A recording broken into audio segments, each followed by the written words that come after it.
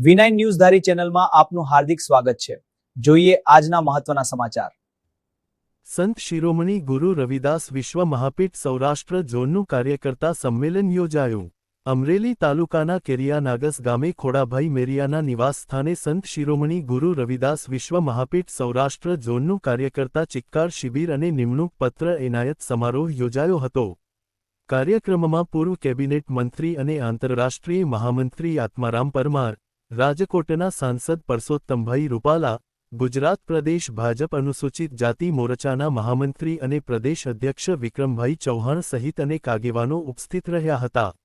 આ પ્રસંગે પ્રદેશ કાર્યકારી અધ્યક્ષ ભાણજીભાઈ બગડા, સંગઠન મહામંત્રી કિશોરભાઈ પરમાર, પ્રદેશ ઉપપ્રમુખ હરેશભાઈ વાઢેર, પ્રદેશ મંત્રી શાંતિલાલ પરમાર, અમરેલી જિલ્લા પ્રમુખ જિજ્ઞેશ દાફડા, ભાવનગર જિલ્લા પ્રમુખ દીપકભાઈ રાઠોડ સહિત અનેક આગેવાનો અને હોદ્દેદારો હાજર રહ્યા હતા।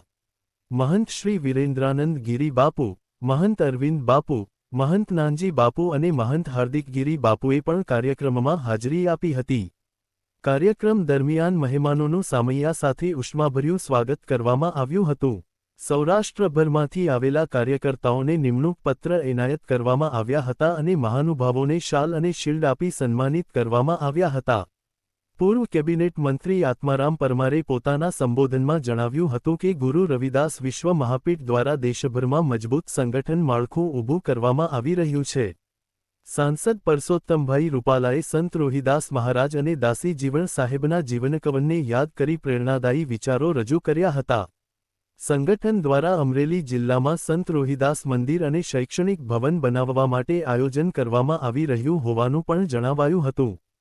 પ્રદેશ મંત્રી શાંતિલાલ પરમારે જણાવ્યું હતું કે સંગઠન દ્વારા સૌરાષ્ટ્રભરમાં પ્રવાસ કરી સમાજમાં શિક્ષણનો વ્યાપ વધારવા માટે પ્રયત્નો કરવામાં આવશે। સમગ્ર કાર્યક્રમનું સંચાલન અમરેલી જિલ્લા પ્રમુખ જિજ્ઞેશ દાફડાએ કર્યું હતું। કાર્યક્રમને સફળ બનાવવા જિલ્લા મહામંત્રી રણજીતભાઈ વાળા, હિતેશભાઈ પરમાર, વિનુભાઈ મેરિયા, રાજુભાઈ મેરિયા, સુનિલભાઈ મેરિયા, ભાવેશભાઈ વાળોદરા, પંકજભાઈ વાળા, લાલજી ચાવડા, નાગજીભાઈ મેરિયા, ગીતાબેન ચૌહાણ, પ્રવીણાબેન રાઠોડ, દક્ષાબેન ચૌહાણ સહિત મહિલા સેલના હોદ્દેદારોએ ભારે જહેમત ઉઠાવી હતી। કાર્યક્રમ પૂર્ણ થયા બાદ ભોજન પ્રસાદનું આયોજન કરવામાં આવ્યું હતું અને લોકડાયરા દરમિયાન સંતવાણીના આરાધક વિવેક ચાવડા, હરેશભાઈ માધડ અને લોકસાહિત્યકાર રમેશભાઈ જાદવે સંતવાણીની રમઝટ બોલાવી હતી।